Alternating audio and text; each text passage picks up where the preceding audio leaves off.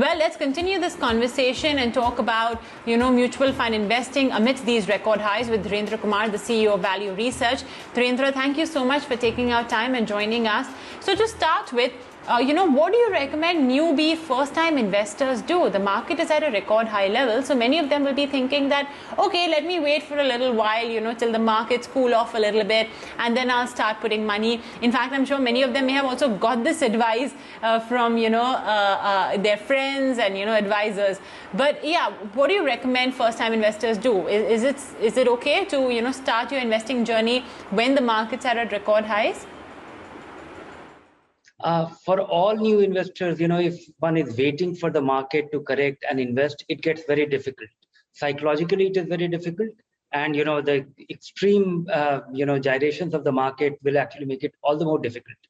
I know investors who have been waiting for last 1.5 years to correct for the correction. And the correction happened. When the correction happened, they were waiting that now it has corrected so dramatically that they were so fearful. And they could not, and then the market made a comeback, and then they were waiting for the correction to repeat, which never happened. So it gets very difficult. For any new investor, he has to decide. I would say that there are two kind of investors. Somebody who has little experience and somebody who has no experience of investing in any market-linked investment. One should start with a conservative vehicle, and one should start with a periodic investment plan, the SIP. That is it. If you're a first-time investor, start with your balanced advantage fund or what used to be erstwhile the balanced fund. Now it is called the aggressive hybrid fund. They are a steadier take on growth, and you will be able to get in, and you will not be scared by the movement.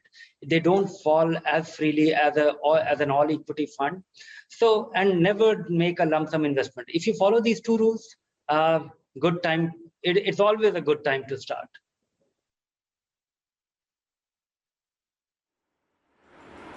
All right. Dhirendra, what about those investors who already have their SIPs or their mutual funds, they've already invested in? Is this a time to perhaps increase the quantum of their SIPs, pause it? What do you recommend they do? Definitely, it entirely depends. We really don't have a straight answer. If somebody was investing for a goal and that goal has, is in the vicinity in near future, you need that money, take your money out. Because if you depend on the market for your non-negotiable goal, you will be in for a surprise. Because and if your investment time frame is next 1.5 year and you have achieved the goal financially, take your money out or take a substantial part of your money out. If you are investing for the long run and you are simply getting scared by the level of the market, and it is to your surprise, maybe it is time for you to work on some kind of asset allocation plan. Most investors, they don't have a plan. They invest for the long run and they keep investing, and they don't look at what is happening. And once in a while, when they look at it, they get scared or feel happy. And right now, most investors are feeling happy. I would say that work on some asset allocation plan.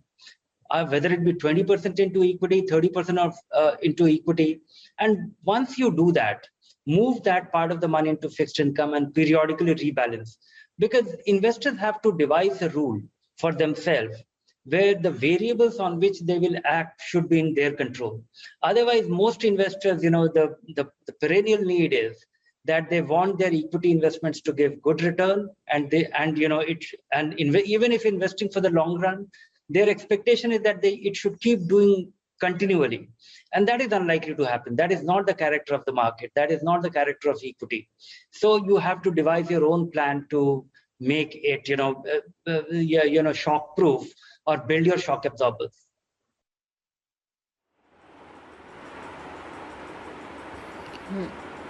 All right. Dhirendra, let's say that, if someone's goal is now approaching, it's maybe a couple of months away, but basically the purpose for which they were investing, saving their money and investing in an asset like equity mutual funds is now coming near. It could be retirement, it could be paying for some big expense. What, if you had to recommend an efficient exit plan that would help investors slowly start exiting their mutual fund holdings, what would it be? If it's in very near future, take the lump sum out. If it is in next 6 months, 9 months, 1 year, take that money out. If it is, think of an example like your child's education and the first year fee, maybe take that money out and don't take all the money. And it is always a good idea to be taking the money periodically. You accumulate your savings over a period of time gradually, and take it off from the market. I don't think any long-term investor should be in a hurry to run away from the market, because we have been wrong. One should take lessons from our own behavior and our own learning and our own fears over the last 1 year, that we are waiting for the correction and it has not happened. Anybody who took his money out last April, last May, last June will be regretting. And if you are a long-term investor, it doesn't matter. Even if you're investing for next 7 years, 10 years, 15 years, 1 or 2 big declines, and if you are still carrying on with your SIP, it might be a good news. All right. You mentioned slowly moving the money to fixed income funds, but which exactly are the categories you would recommend that investors park their money between moving it from equity mutual funds and then finally putting it to end use? I would say very high quality short-term funds, because one, they don't give one should take risk with equity. Invest in your small cap fund, invest in any strategy, maybe do some make your fund allocation 10% and double in stocks, whatever way you want to. But when it comes to investing for a definite goal, one should err on the side of caution. You should not be taking any meaningful chance, because taking a chance with fixed income, the rewards are not good enough. So I would say just go for conservatively in 1 or 2 short-term debt fund and keep it simple. 1 or 2 is good enough. And investing in debt fund, even lump sum is fine, but your withdrawal from equity should be periodic. So you should move your money to fixed income periodically.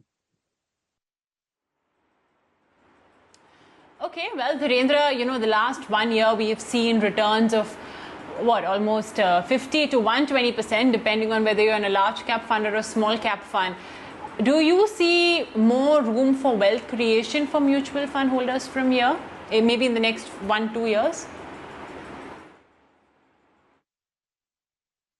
No, actually, when we are looking at the trailing 1 year return, it is hiding one thing. Last March decline is getting reflected.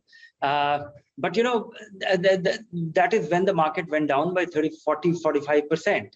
So, and we are comparing a phase like this June to last June. The market was at its closer to its low. It has gone little above the all-time low of last year. So these numbers look good, but I don't think investors have earned 70%, because investors who have invested historically or in the past, their money went down by 40%. And after that, it has gone up by 70%. So their return is not 70%. Yes, arithmetically, when we look at it, it looks like that. And don't take this. Equity gives you better return than inflation, better return than fixed income. If this is the belief, and then it comes in very erratic manner. It is not a 18%, 20%, or 15% yielding fixed income return. It doesn't get you don't get this return every year. So what you got last year, or we got negative return in 2018 and 19. 2020 turns out to be very surprisingly a positive year for equity, despite the big decline. So far, year to date, we are, the market has gone up while the economy, everybody's pointing finger that why so.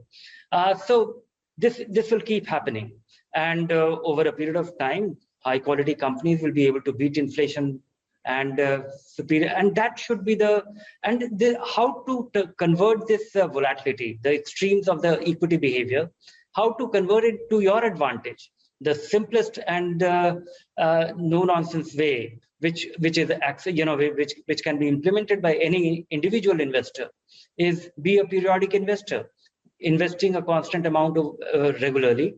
And because I've come across all kind of professional investors in my career so far of 30 years, and I haven't been able to I haven't come across a person who has been able to call the market perfectly twice.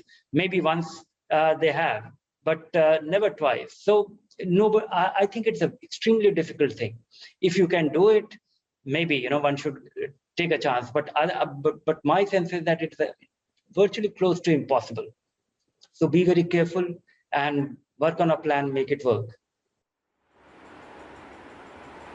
Dhirendra, it was a pleasure having you with us today on ET Now. Thank you so much for joining us.